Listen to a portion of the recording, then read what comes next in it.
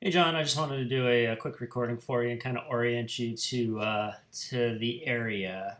So obviously this is Florida. We have Orlando, Tampa, and St. Pete, which is where I live. So the Tampa Bay area is considered this area. We have Clearwater here, and then down to St. Pete. So this is Tampa Bay. There's bridge here and a bridge here that people that live on this side don't really like going to here, and people on this side don't really like going to here, which explains some of our problems with our baseball stadium. So, speaking of the baseball stadium, that is located a few blocks from me. I'm the little blue dot here. It's located right here. It's where the Rays play. It's 80 acres of land that is going to be redeveloped relatively soon. They have a lease with the stadium until 2027, but things are going to be figured out a little bit sooner than that as far as what to do with that land. Um, they could stay, redevelop it, but you're still talking about a very large area to redevelop. Actually, a bit crazy, but we'll see what happens. But either way, there's going to be a lot of development there, which could mean some better paying jobs. We have a lot of service industry jobs now. I mean, our median home price I want to say is around 275, 280 right now in Pinellas County, which is this here is Pinellas County. So there could be, I think, there's room for appreciation considering how much development is going on downtown, how cool it is. I think the missing piece is jobs. We're getting smaller companies moving here every day, but we probably need something else to drive before that home price kind of bumps up again. With that being said, the areas that I've been focusing on are along this Central Ave corridor here. So this is Central Ave. St. Pete's a big grid, so you have Aves that run this way, streets that run this way. So we have along First Ave North and First Ave South. They're doing a rapid bus line that's going to be put in, which is essentially going to take you down to this downtown area here, or all the way out to the beach in about 10 minutes. So you're not even going to need a car to be, near one of the, a booming, really cool downtown and some of the world's best beaches. So that's a really cool thing that's going on right now. Another thing that I like over Tampa is just the proximity to the beach. There is no beach in Tampa. Well, maybe there's like a little park that has some sand, but all of the beaches are along the west coast here. So you have Clearwater Beach, which is really super crowded, and I don't like going there.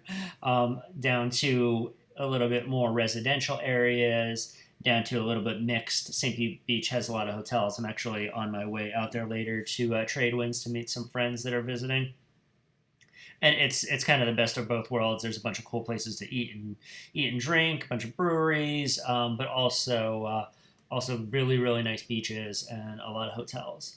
So so I guess in your price range, something along those lines over here, a lot of that exists, but then you have to consider flood insurance, which is another variable. There's I think the best thing to do now is property that is in or near a flood zone, you want to see what the elevation is. If you get an elevation certificate, they're opening a lot of the insurances up to outside insurers. It used to be that the flood insurance was mostly a state-run or a nation-run flood insurance program, but there's some more players in the game that are saying, you know what, if it's at this elevation, it's really not as risky as some of these other ones. So you can get something at a reasonable price. So if it is a flood zone, I generally stay away. But if it's a really cool property, it's worth looking into, seeing exactly how much the flood insurance would be with and how what the elevation is. Lastly, we'll go over the neighborhood that I live in and some other nice neighborhoods around there. I think I sent you some on Ninth Ave North, which is really close to me. It's right here. It's a little bit closer to this downtown area, a little bit more east, and that was where that duplex was that I sent you. I have an investor friend that has an eightplex here, and I think this is where you're going to find a lot of your larger multifamily, your 6 or 7 or 8 unit. Same thing with a little bit over here, kind of closer to downtown.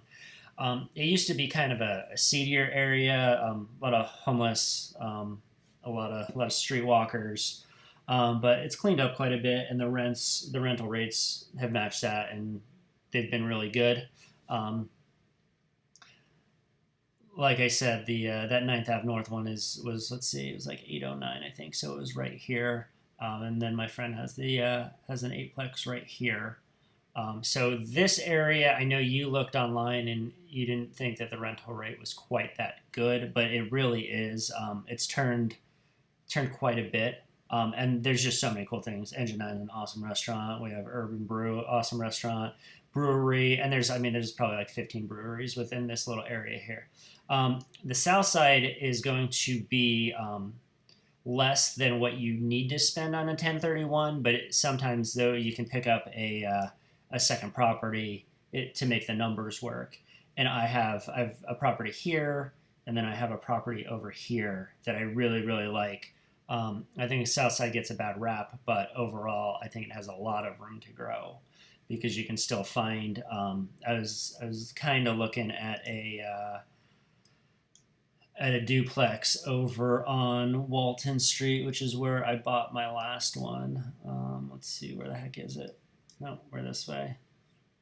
Yeah, right here. It's not in a flood zone, but it's really close to this Great Lake, and you can get a duplex for 149.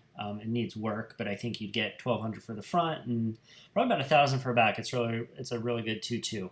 So I hope that helps a little bit, at least orient you to the area. And yeah, let me know what questions you have. Sorry I was a little late on getting this over to you. I have a 3-month-old, so life's been a little bit more interesting. All right, thanks.